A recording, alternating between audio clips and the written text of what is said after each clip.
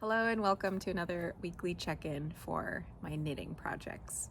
I have two projects currently in the works. Same projects as they were last week. I have not completed anything since our last check-in, and I have not started anything new since our last check-in.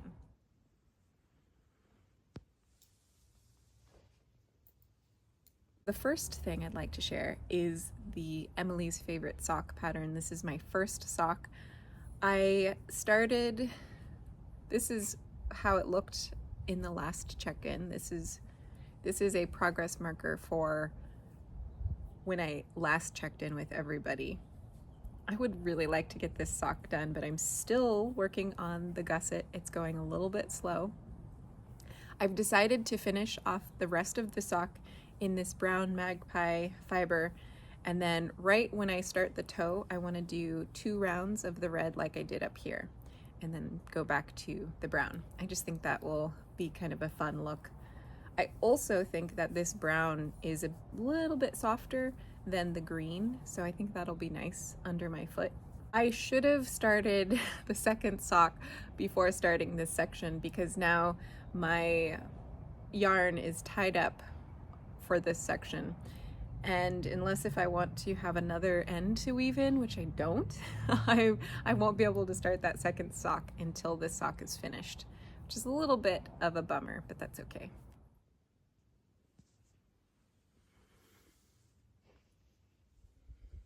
Here is my Moon Sisters shawl. I've had such a great time working on this shawl, and I think it's grown quite a bit. So in our last check-in, I started a stitch marker here so you can see all the progress that I've made since. And I've made a couple of mistakes in the first garter section. This happened twice. Because you're suddenly working knit every row, but when you're on the back side of this pattern work, you need to transition to purls. And I spaced that out and kept knitting, and so the strands that are supposed to be in the back went into the front. And I didn't notice that until I had finished the row and was like approaching the color work again, coming back on a new row, and had to go pull everything back for like a row and a half, fix it, and then start again. That happened twice. So I have since learned that when you're in the garter stitch, make sure to do this color section in the correct direction or on the correct side. The other thing that happened, what was it? Oh, this was such a bummer. My circular needles, the interchangeable ChiaoGoo set that I have, I was knitting and they unscrewed, the needle unscrewed from the cable, and so it just pulled apart and I dropped a bunch of stitches, and luckily I was able to capture most of them. There was a couple that I had to go in with a crochet hook and ladder up, but I'm glad that I have learned those techniques now at this point. It made the whole thing a lot easier, but I was a little bit stressing. Oh, and another thing, I've actually made a lot of mistakes, but they're not really anything that are super obvious, and most have been things that I've been able to fix. In this knit section, I misread the pattern and knitted for far too long, or this stockinette section, I should say.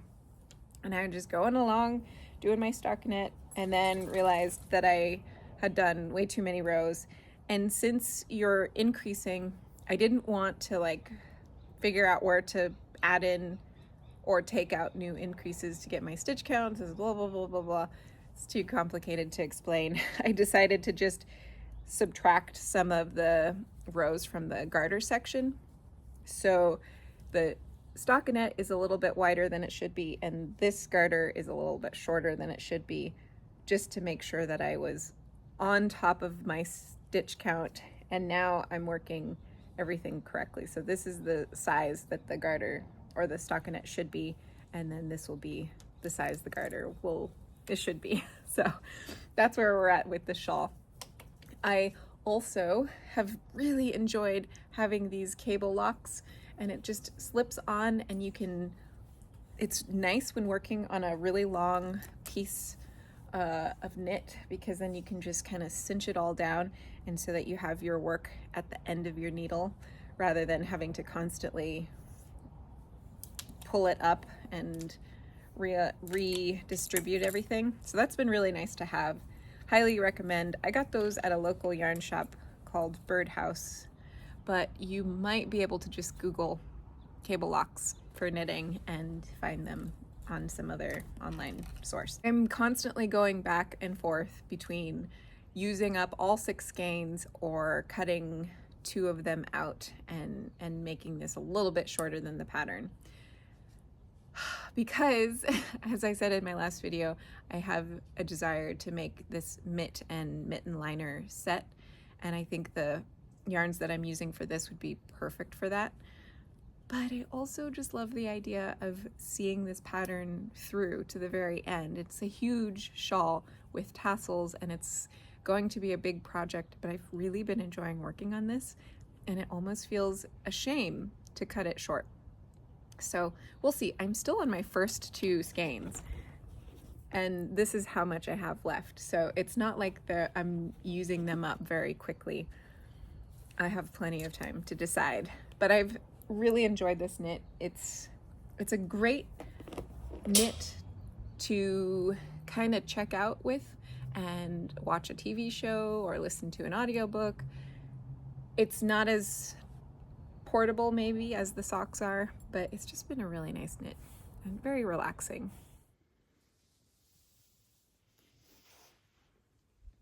All right, so this is a kit that I picked up from The Farmer's Daughter for the Andrea Mowry Tessellated Socks Knit Along that's going to be starting November 22nd. This is kit number 4. And I'm so excited to work with these yarns. I'm so excited to work on a very different style sock, but I'm also incredibly intimidated. This is going to be with mosaic knitting, which I've never done before. And I'm just kind of like, what have I gotten myself into? And then I thought, well, it would be probably really helpful to do a knit along, because maybe there's going to be lots of tutorials and information on how to do everything, but I don't know if that's going to be the case. It seems like a very chill knit along, and the knit along days are the 22nd through the 27th. So if you want to win any of the prizes, there's 3 prizes, which are all really incredible. You have to finish your pair of socks within, what is that, 5 days? There's no way. I've been working on this one little sock for like 3 weeks now. And so that just seems crazy. There's no way I could do that. And so I'm a little disappointed. But I think I'll still start them. I'll still participate in the knit along. I know I won't even be able to finish the one sock. It's going to be a learning process. I am really intimidated. I think not having the deadline pressure will be really helpful. And hopefully there will be some tutorials available. These colors are gorgeous. I really like these colors. In my last video, I said that this was not my first choice, but my second choice. And I was really worried that I wouldn't like this color theme in person, but I like it even better in person than I did in the pictures. So that's great. I'm super excited about these colors, but very intimidated to start that sock. Ugh. And just feeling like, oh gosh, sometimes I feel like I get really confident in my knitting, and so I take on a project that just still feels like out of my league.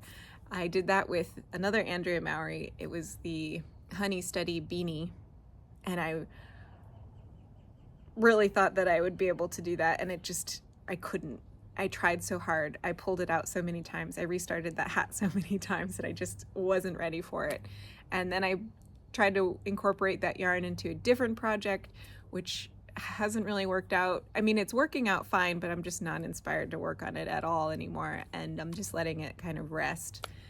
And then I started, doing the color work socks, which felt, again, I was able to do it, but I'm like really intimidated. I don't know. I feel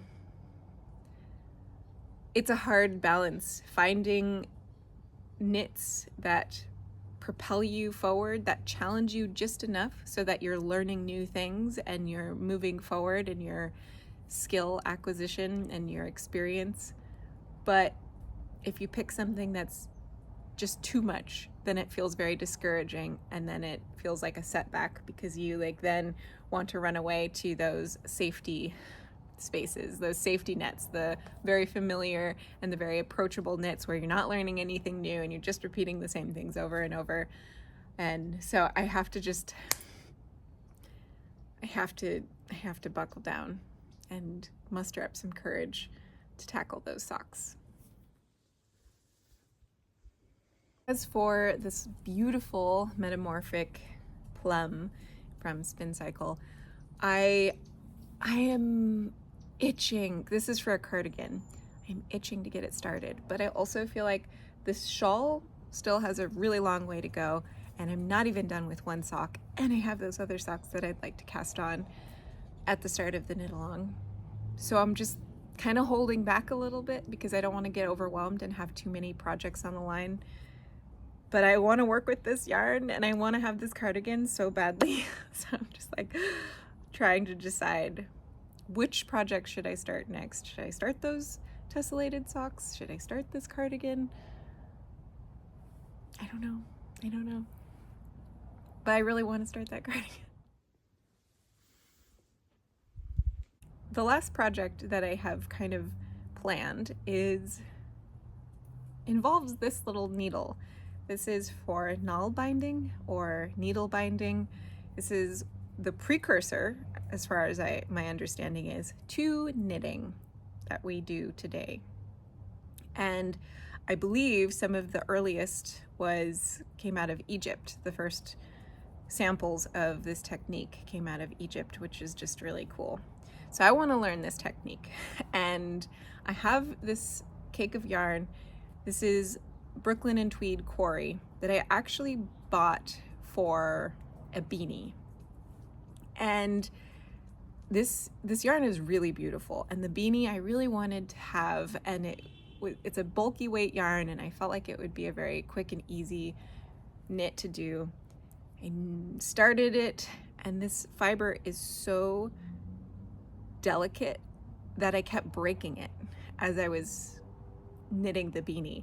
I broke it like 3 times within that amount of knitting, and that was really frustrating because I'd have to pull out quite a bit so that I had a long enough tail to then weave in, and I didn't want to keep having to mess with that. So it was like, well, I don't know, like, how was I supposed to use this? This is the yarn that was recommended by the pattern designer.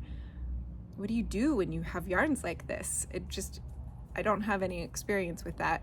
I don't think it's the fault of the yarn. I think it's just the type of yarn it is, or the way it's spun, or maybe is this what people call unspun? I don't know. No, it looks twisted. It looks spun on some level. I just have no idea. I don't know how to work with this. So I thought this would actually be perfect for a nail binding project, because when you're doing this type of weaving, you don't work with a whole cake of yarn. You work with little sections at a time. And so I can just break off a section, work with it, and then keep breaking off. And if it breaks while I'm working with it, oh well, like that's just the way it goes, and it's fine. So I thought this would be a good yarn to work with and experiment with. We'll see.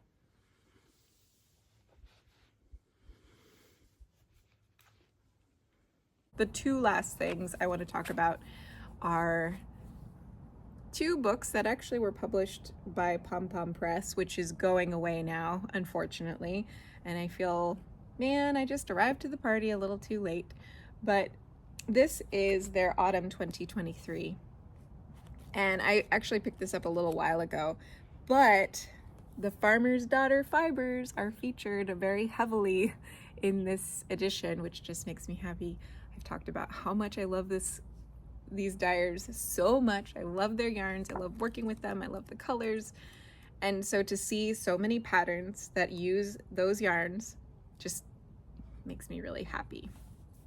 I would like to knit up some socks that were featured in this edition, and I have plenty of sock yarn, so I don't need to buy anything new for that. There's a lot of other patterns in here that I would like to do, but nothing in the very immediate future because I feel like I have so much on my queue already. And then this one is Knits About Winter by Emily Foden, who is the designer of Emily's Favorite Socks. And oh my gosh, this book, I want to be in that scene so much. All of the knits and the pictures and just the mood and the feeling and the vibes. It's so beautiful. It's so beautiful. And of course, there's a million things in this book that I would like to knit. There's a hat that looks really simple, and I think I have some yarn in my stash that I could knit that up with. There is a sweater that I would love to knit. There are the mittens, of course, that I have been talking about. Mittens and the mitten liners. So beautiful. Ugh, can't handle it. So I'm just really excited. I would love to knit the cardigan that's featured in here too. I think I already showed you a picture of it, but I'm a little intimidated still by cardigans and button bands. Oh, of course, there's also the snowshoe socks, which are the extra thick socks, which I'm not prioritizing right now because it's actually been really hot and I'm so frustrated. We had a little bit of spell, like a little bit of a cool spell where it felt like, okay, we're going into winter, and then it got really hot again, and now it feels like we're heading back into summer, and I really am disgruntled about it. Oh, here's the cardigan. I already showed you this picture, but I would love to make this cardigan one day, and it has pockets, and I love the oversized, and there's something so wholesome and rustic and authentic about these patterns and the pictures. They feel practical and handmade, but beautiful and really beautifully designed and planned out, and I don't know, I'm in love with this pattern maker and this book, quite frankly. So anyways, I'm gonna do some knitting, and I'll see you all in the next video. Oh, before I leave though, actually, I think I'd like to do this. I'd like to change where my progress keepers are, so that next week when I do a little check-in, we can see how far I've come. So thank you all for watching.